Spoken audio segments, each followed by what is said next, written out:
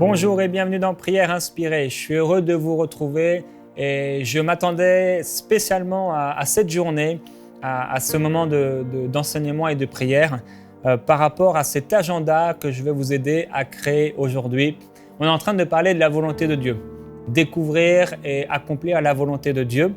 Et avant d'aller plus loin, je vais vous partager 2 témoignages. Désiré qui écrit depuis le Togo. Il dit « Je suis tellement béni depuis que je suis tombé sur le site enseignement.com. Gloire à Dieu, j'ai été rempli du Saint-Esprit lors de l'émission pour la prière en langue avec votre femme Annabelle. J'ai suivi vos conseils, Pasteur Jérémie, en cherchant des instrumentaux inspirés. Et je suis rentré dans une autre dimension de prière. La prière en langue, c'est tellement merveilleux, c'est un cadeau pour nous les gens de la maison de Dieu. Autrefois, j'étais en captivité en ce qui concerne la prière, parce que je pensais qu'en remuant la tête, les bras, les pieds, que Dieu va nous écouter. » Effectivement, c'est ce que ça me rappelle tout à coup en lisant quand les prophètes de Baal se faisaient des incisions et ils criaient, etc., et gesticulaient. Et le prophète de Dieu va se moquer d'eux, Élie, en disant « Mais peut-être que votre Dieu est en vacances, ou peut-être qu'il se repose, ou peut-être qu'il dort. » Et eux, ils étaient en train de s'exciter dans tous les sens, mais il ne se passait absolument rien. Et vous savez, parfois, les plus grands miracles, c'est quand nous disons seulement une parole, Lazare sort, et cela suffit pour le miracle. Donc, ce qui est important, c'est pas forcément de demander, c'est pas ça qui prend le plus de temps, mais c'est d'entrer dans la présence de Dieu et de laisser aussi la présence de Dieu entrer. C'est beaucoup ça, en fait, laisser la présence de Dieu entrer dans notre vie. C'est pourquoi il faut avoir une vie de prière, une vie d'adoration, une vie de contemplation aussi, une fois qu'on est là dans la dimension de l'esprit. Mais c'est tellement important de faire de la place à Dieu. Et c'est pourquoi hier, j'ai partagé le fait de chercher la volonté de Dieu dans la prière. Et parfois, ça prend du temps. Et vous savez, si Jésus a voulu, si Dieu a voulu qu'on prie longtemps, qu'on prie régulièrement, et parfois longtemps, pas toujours, mais parfois on a besoin de prier longtemps, Dieu peut le faire à travers nous. Ce n'est pas quelque chose d'impossible. Il n'y a rien que Dieu nous demande de faire qui soit inabordable, inaccessible. Mais tout ce que Dieu nous demande de faire, on peut le faire, on peut réussir. Donc, il faut savoir chercher Dieu et passer du temps dans la prière. Passer du temps à chercher la volonté de Dieu et passer du temps aussi pour laisser la présence de Dieu venir en nous, sur nous, alors qu'on glorifie le Seigneur ensemble. Le témoignage continue, mais gloire à Dieu, parce que la prière, c'est quand on perd le contrôle et que le Saint-Esprit prend le contrôle. L'émission « Une semaine de prière pour prendre de bonnes décisions » m'a tellement aidé. Vous avez prié pour la patience et j'ai senti en moi que je ne suis pas encore prêt pour le mariage, car vaut mieux ne pas se marier au temps prévu par Dieu que de se précipiter et de le regretter toute sa vie. Je vous encourage, pasteur. Gloire à Dieu, et si vous aussi, par rapport à cette semaine, je trouve que c'est une bonne semaine de prière. Vous pourrez retrouver ça sur enseignement.com. Ça s'appelle « Une semaine de prière pour prendre de bonnes décisions ». Un deuxième témoignage de Caroline. Elle dit « Depuis que je suis avec vous, vos émissions, je souhaitais vivre dans le domaine de mon intimité avec Dieu. Et depuis que je vois et que j'entends les enseignements de Jérémie dans Prière Inspirée, j'ai des sensations qui pénètrent mon corps. La puissance du Saint-Esprit qui circule dans mon corps, ça m'apporte un bien-être profond. Et suite au message que je vous ai envoyé, cela va me permettre de pouvoir entrer dans une guérison que j'attendais depuis si longtemps. » Alors, gloire à Dieu, Caroline, c'est la présence de Dieu qui vient sur nous. Et ces sensations qu'on peut expérimenter dans notre corps, c'est cette merveilleuse présence de Dieu, ce qu'on peut appeler l'onction, la présence manifeste de Dieu. Et c'est tellement bon, c'est tellement bon. Aujourd'hui, on va faire un point sur notre vie quotidienne. On a fait un point sur notre vie en général et on a dressé 8 domaines d'objectifs avec des objectifs particuliers. Et on a fait aussi un point sur notre vie de prière hier. Quelle est notre vie de prière? Finalement, on cherche la volonté de Dieu, mais combien de temps on la cherche? Est-ce qu'on la cherche vraiment? Est-ce qu'on la cherche jusqu'à la trouver? Et aujourd'hui, on va faire le point sur notre vie quotidienne, notre quotidien. Notre marche avec Dieu d'une façon quotidienne. Il est important d'avoir un agenda dans votre vie. Sinon, rappelez-vous ce que dit Proverbe au chapitre 29 et au verset 18. « Quand il n'y a pas de révélation, ou encore quand il n'y a pas de vision, le peuple est sans frein. Heureux s'il observe la loi. sans révélation, sans vision de Dieu, alors vous allez être sans frein. Vous allez aller ici et là sans savoir par où aller, par où commencer, que faire, quoi faire. Mais Dieu veut vous révéler sa parole, sa volonté, il veut vous parler d'une façon très très claire. Et avec ces domaines d'objectifs, eh bien, il faut qu'on ait également un agenda. Personnellement, j'ai un agenda et cet agenda, je l'ai déjà fait et il m'est arrivé de faire cet agenda en y insérant mes objectifs et de voir que je réussissais pas. Je réussissais pas quand il était temps de travailler sur ce projet. Moi, je faisais autre chose, je faisais ce qui me plaît. Et c'est pourquoi l'apôtre Paul, rappelez-vous, disait ce morceau de phrase, ne cherchez pas ce qui nous plaît. Il ne faut pas chercher ce qui nous plaît, mais il faut vraiment chercher à accomplir la volonté de Dieu. Alors, parfois, je faisais un agenda et je ne réussissais pas à l'accomplir, à faire ce que je m'étais résolu à accomplir et à faire. Alors, je laissais cet agenda derrière et voilà. Mais en fait, même si vous savez, des fois, on prend des résolutions pour l'année. Et ces résolutions, on ne les réussit pas. Ce n'est pas parce qu'on ne réussit pas qu'il faut jeter cette feuille de résolution, par exemple. Mais on modifie les choses, on se corrige, on avance. Et avec l'agenda, c'est pareil. Moi, mon agenda, si ça ne fonctionne pas, je le révise. Je le change, je le modifie. Pour qu'il arrive petit à petit vraiment à laisser la place à Dieu et à chaque domaine dans lequel Dieu veut que je puisse fonctionner. Si vous avez l'occasion, prenez une feuille blanche pendant que vous suivez cette émission et vous pouvez prendre une feuille blanche et la diviser en 6. Vous divisez cette feuille en 6 parties avec le lundi, le mardi, le mercredi, le jeudi, le vendredi et le samedi. Le dimanche, c'est un jour spécial. Divisez cette feuille en 6 et par rapport aux objectifs que vous vous êtes donnés, il va falloir insérer ces objectifs dans cet agenda.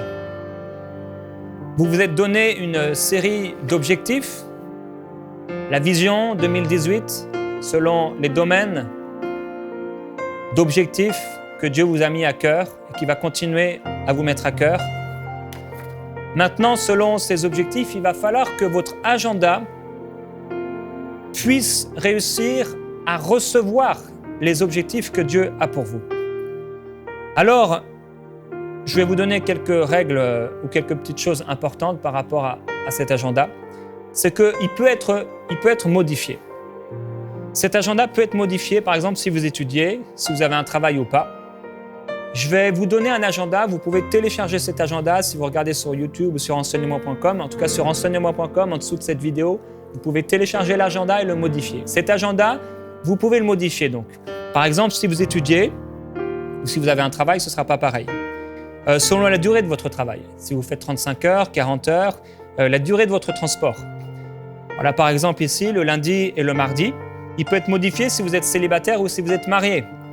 Il peut être modifié si vous avez des enfants ou si vous n'en avez pas. Il peut être modifié si vous travaillez depuis votre maison ou pas. Parce que si vous travaillez depuis la maison, vous allez gagner beaucoup de temps dans les transports. Il peut être modifié selon votre vie d'église et selon vos projets. Donc ici, vous voyez le lundi et le mardi. Je vais partager avec vous plusieurs choses par rapport à cette semaine, à cet agenda que je vous propose. Par exemple, le lundi, vous allez faire pour vous-même ou modifier cet agenda que je vous donne selon les heures où vous êtes debout. On va imaginer que vous commencez chaque jour, du lundi au vendredi, de la semaine à 6 heures, par exemple, par 1 heure de ce que j'ai appelé sur la colonne de gauche, piété, c'est-à-dire prière et méditation de la Bible. Pendant 1 heure tous les matins, vous pouvez par exemple, et ce sont tout ça des exemples, simplement pour vous encourager, pour vous inspirer, 1 heure prier, méditer la parole de Dieu du lundi au vendredi. Ensuite, vous pouvez compter, selon si vous êtes un homme ou une femme, un temps de préparation plus ou moins long. Le déjeuner, le transport pour le travail. Ensuite, en général, vous allez travailler, on va imaginer 8 heures. Alors, certains d'entre vous, vous avez un travail et vous êtes peut-être chef d'entreprise, vous avez peut-être beaucoup de responsabilités. Il va être important, même si on a des temps d'investissement parfois dans le travail qui sont importants, qui sont nécessaires, petit à petit, il va falloir que ce temps de travail puisse faire en sorte de laisser la place à Dieu. Donc, il faut laisser la place à Dieu dans vos journées et même si vous avez un travail, avoir du temps pour ce que le Seigneur vous demande de faire. Donc ici, par exemple, au lundi, on continue. Vous retournez à la maison, ça fait partie de toute la préparation, ce que j'ai appelé travail. Ensuite, il peut y avoir un temps de famille, on va imaginer de 2 heures, qui va être, par exemple, un temps de devoir avec les enfants, la préparation du repas, qui sera ensuite suivi du repas. Ça peut durer 2 heures. Après, vous pouvez avoir 1 heure pour vous. Par exemple, vous êtes une maman, peut-être vous n'avez pas de travail, en tout cas de travail dans le monde séculier. Et pour vous, c'est beaucoup, vous êtes à la maison, à vous occuper d'un bébé, par exemple, en jeune âge. Et ça vous prend beaucoup de temps. Et le soir, il y a d'autres enfants, peut-être qui sont plus âgés et qui rentrent de l'école. Alors vous faites peut-être les devoirs avec eux et pendant qu'ils font leurs devoirs, que vous leur avez donné certaines consignes, vous êtes en train de faire à manger peut-être. Après, vous allez passer 1 heure à manger avec eux. Et après les avoir couchés, vous pouvez avoir 1 heure de détente. Et ici, j'ai compté dans la semaine, le lundi et le jeudi et le vendredi, 1 heure de détente ou de sport. L'activité est utile à peu de choses, mais elle est utile quand même. Et on peut avoir par exemple des temps de détente et de sport. Et là aussi, ne pas devenir des gens qui soient constamment omnibulés par ça, mais que ce soit équilibré. Ensuite, il peut avoir par exemple avant de dormir le lundi et aussi chaque jour de la semaine, un temps de lecture édifiante. Ça peut être un temps de lecture dans la parole ou ça peut être un temps où vous lisez un livre chrétien inspirant. Ça peut être aussi un temps de prédication, vous écoutez une prédication ou vous revenez sur la prédication que vous avez entendue la veille, donc le dimanche. Vous pouvez aussi écouter EMCI TV, une émission inspirante, et vous passez du temps à vous édifier, et après vous pouvez aller dormir. Voilà. Ce sont des exemples donc. Le mardi, ça va se ressembler. Par contre, certaines personnes ont le mardi soir ou le mercredi soir une réunion de prière à l'église. Alors voilà, vous pouvez enlever la détente et le sport pour laisser 1 heure de plus à la vie d'église. Le mercredi et le jeudi, ça va se ressembler. Et vous pouvez par exemple le mercredi prévoir de faire des courses le mercredi soir. Peut-être une fois que tout le monde est endormi, ou alors si vous êtes célibataire, vous avez mangé, etc. Vous allez faire vos courses avant ou après manger, ça va dépendre de votre emploi du temps. Le jeudi, vous pouvez ajouter un temps d'administration. Vous avez des choses à gérer, des factures à payer, vous avez des mails. Là, c'est un bon temps pour aller sur Facebook au lieu d'y aller tout le temps, constamment et constamment être sur vos mails. Le vendredi et le samedi, ça fonctionne un peu pareil. Le vendredi, un temps de détente. Et le samedi, voilà, vous pouvez dormir plus longtemps. Vous pouvez dormir plus longtemps. Vous pouvez déjeuner en famille, ça peut prendre plus de temps. Un temps dans la famille, vous passez du temps ensemble. Le petit déjeuner peut durer plus longtemps. Là, vous partagez ensemble avec vos enfants sur la semaine, etc. Voilà, plus de temps ensemble. Après, vous pouvez, même si vous avez une famille, même si vous êtes parent, choisir d'avoir un temps le samedi en fin de matinée de 2 heures pour vos projets personnels ou pour faire diverses choses. Là, ça peut être des courses que vous allez faire, ça peut être différentes choses, ça peut être des activités aussi. Et l'après-midi, par exemple, vous pouvez imaginer, voilà, pendant 5 heures, on va aller manger quelque part, on va sortir, se promener, peut-être après on fera des courses, voilà. Et le samedi soir, vous pouvez, par exemple, passer plus de temps à méditer et avoir un temps particulier de prière pour le culte et donc la réunion du lendemain. Voilà un peu donc pour l'emploi du temps, l'agenda des 6 premiers jours. Et après, donc, il reste le 7e jour. Et le 7e jour, c'est un jour qui est particulier, c'est vrai, on peut l'appeler le sabbat. Certaines personnes n'ont pas d'église locale et je vous encourage à avoir une église locale là où vous vous trouvez. La Bible dit dans Proverbes au chapitre 18 au verset 1, « Celui qui se tient à l'écart cherche ce qui lui plaît ». C'est pourquoi c'est important d'avoir une église locale et de ne pas nous tenir à l'écart de la famille spirituelle, mais d'avoir une famille spirituelle. Et une fois que vous êtes allé à l'église, dans votre assemblée, essayez de ne pas partir constamment, tout le temps. Il y a des gens, ils font ça, ils vont le dimanche matin et à midi, ils partent. Il n'y a pas de fraternité. Passez du temps à manger entre frères et sœurs. Passez du temps avec des frères et des sœurs, vous serez une source de bénédiction. Le dimanche matin, on est nourri, mais qu'est-ce qu'on fait le dimanche midi et le dimanche après-midi? Le dimanche, je crois que c'est un temps de repos particulier, sauf si vous travaillez le dimanche parce que peut-être vous travaillez dans un hôpital. Mais si ce n'est pas ce genre de métier, je vous encourage vraiment et tellement pas à travailler le dimanche. Et même si vous travaillez, je crois, dans un hôpital, Dieu est bon et il peut aussi agencer votre agenda et vous permettre de ne plus travailler le dimanche. Donc, à cet agenda, voilà, qui est juste un modèle, un exemple, on peut ajouter des temps de formation. Par exemple, vous pouvez ajouter des temps de formation pour apprendre un instrument, pour apprendre une nouvelle langue, de l'auto-formation au niveau de votre travail, ou vous voulez changer de métier peut-être. Et vous pouvez consacrer 30 minutes par jour. Il y a des gens qui apprennent une langue en y passant seulement 30 minutes par jour. Ce qui est important, c'est le fait d'être constant. Donc, vous pouvez télécharger cet agenda ou vous pouvez le faire vous-même. Et une fois que votre agenda est fait, observez le temps qui vous reste. Maintenant, une grande question, quel est le temps qui me reste pour accomplir la volonté de Dieu, les objectifs que Dieu m'a donnés? Ça peut être parfois une volonté ponctuelle de Dieu qui ne demande pas une gestion de temps particulière, mais souvent si. Il faut souvent du temps pour accomplir la volonté de Dieu. Parfois, ça prend des mois, parfois, ça prend des années pour faire quelque chose, ce que Dieu nous demande de faire. Alors, que puis-je faire pour l'accomplir? Quelle soirée vais-je dédier à cela? Il y a parfois des soirées entières que vous allez dédier. Vous allez vous dire, tous les lundis soirs, je ne vais pas manger, mais de 18h à 22h, je vais passer 4 heures sur ce projet. Alors, des fois, certaines personnes ont la difficulté à être constant. On a prié pour ça avec Gwen dans la première semaine en se donnant 5 résolutions pour l'année 2018. La constance, la persévérance. Et on peut prier pour ça. Quel est le temps que je vais donner dans mon agenda pour les objectifs que Dieu met dans nos cœurs? Parfois, on ne peut pas trouver une soirée. Parfois, on ne peut pas trouver 4 heures. Alors, on doit impérativement réussir à segmenter nos journées.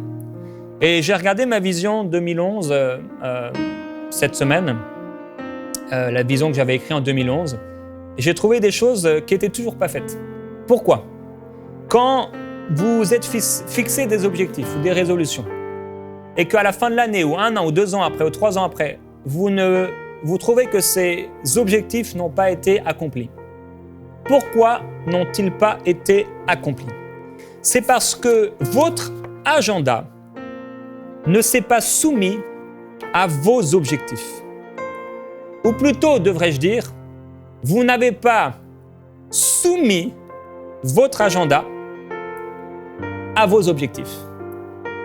Ce n'est pas l'agenda qui prédomine et qui dirige. L'agenda, et on va essayer de mettre finalement les objectifs dedans. Mais finalement, ce sont ces objectifs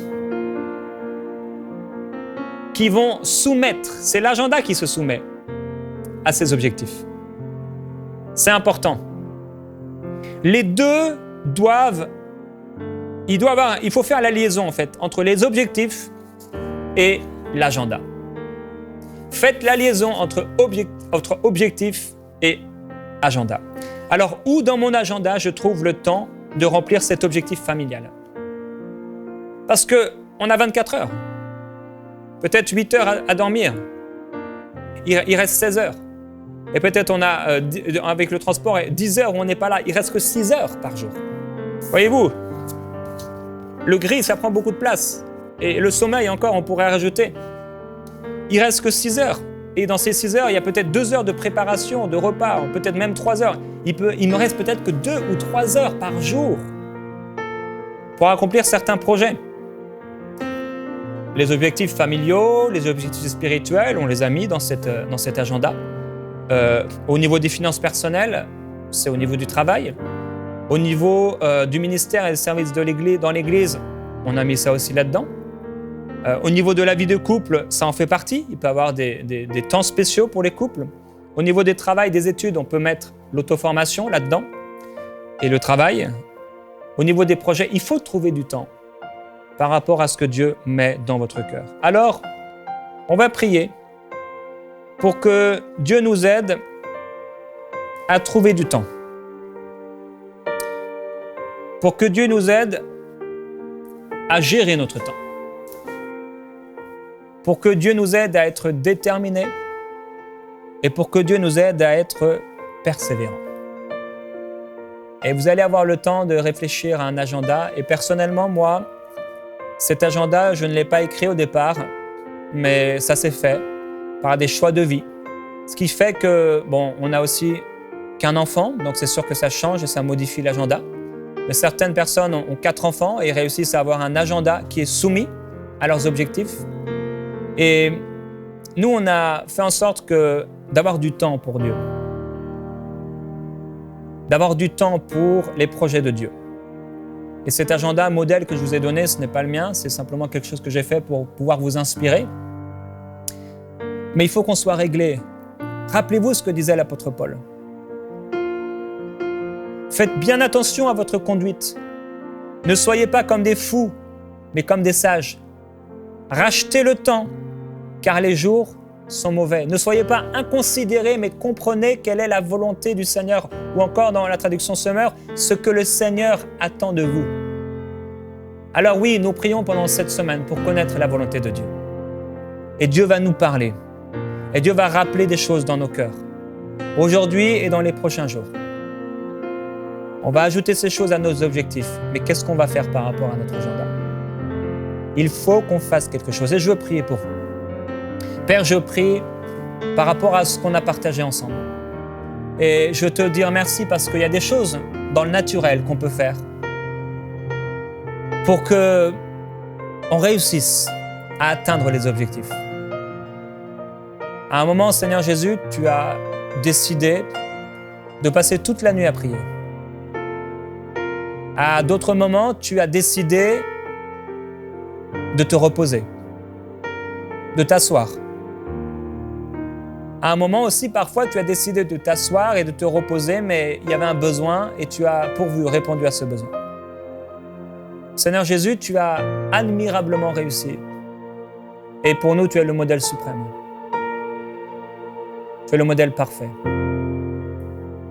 Et Père, je veux vraiment prier pour cette personne qui écoute, toute personne qui écoute, mes frères et mes sœurs dans le monde entier, pour que tu puisses vraiment les aider à créer un agenda qui se soumet aux objectifs que tu leur donnes.